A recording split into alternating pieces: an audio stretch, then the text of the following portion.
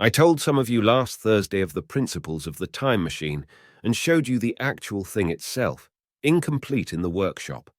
There it is now, a little travel-worn truly, and one of the ivory bars is cracked and a brass rail bent, but the rest of it's sound enough.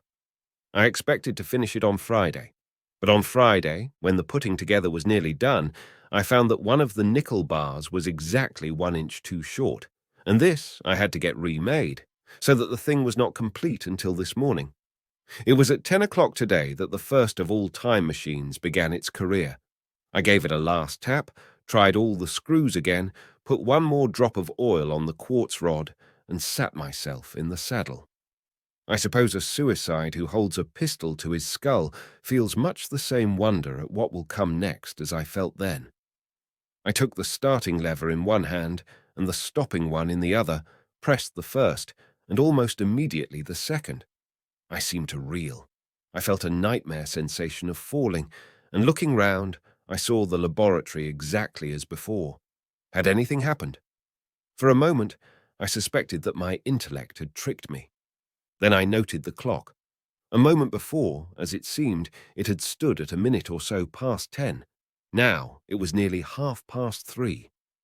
I drew a breath, set my teeth, gripped the starting lever with both hands, and went off with a thud. The laboratory got hazy and went dark. Mrs. Watchett came in and walked, apparently without seeing me, towards the garden door. I suppose it took her a minute or so to traverse the place, but to me she seemed to shoot across the room like a rocket. I pressed the lever over to its extreme position. The night came like the turning out of a lamp, and in another moment came tomorrow. The laboratory grew faint and hazy, then fainter and ever fainter. Tomorrow night came black, then day again, night again, day again, faster and faster still. An eddying murmur filled my ears, and a strange, dumb confusedness descended on my mind. I'm afraid I cannot convey the peculiar sensations of time travelling. They are excessively unpleasant. There is a feeling exactly like that one has upon a switchback, of a helpless, headlong motion. I felt the same horrible anticipation, too, of an imminent smash. As I put on pace, night followed day like the flapping of a black wing. The dim suggestion of the laboratory seemed presently to fall away from me, and I saw the sun hopping swiftly across the sky, leaping it every minute, and every minute marking a day. I suppose the laboratory had been destroyed, and I had come into the open air. I had a dim impression of scaffolding, but I was already going too fast to be conscious of any moving things. The slowest snail that ever crawled dashed by too fast for me. The twinkling succession of darkness and light was excessively painful to the eye.